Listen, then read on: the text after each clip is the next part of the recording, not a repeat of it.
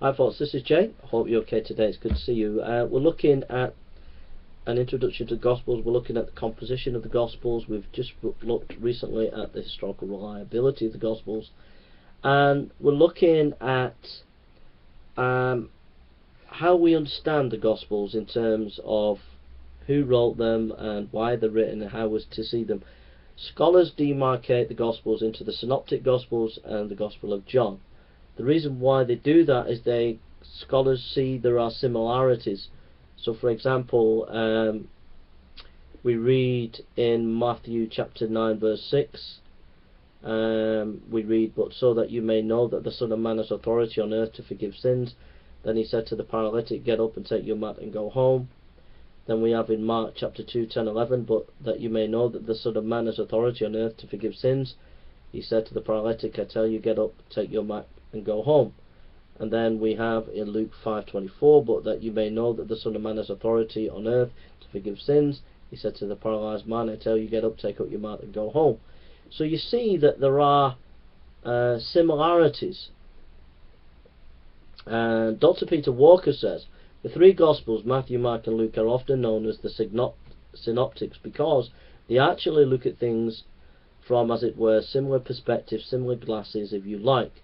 And that can sometimes give the impression, why do we need three when one would be sufficient?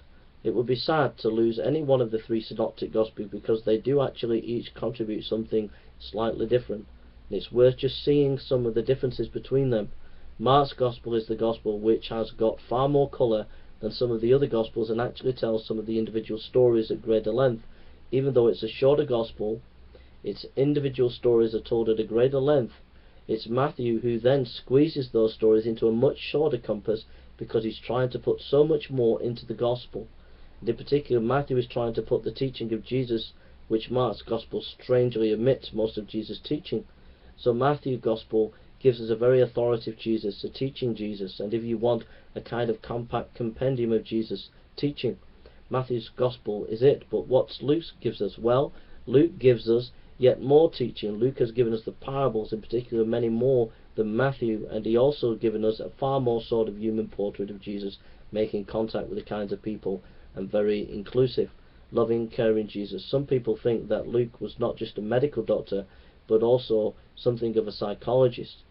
He's able to convey human emotion really well, and I think therefore in the three Gospels we've got three very precious different texts which we need to value each of them. Dr. Peter Walker.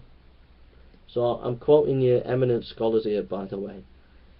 So we see that there are the synoptic Gospels, but they have similarity, but there are nuanced differences as well, and we've got to bear these points in mind.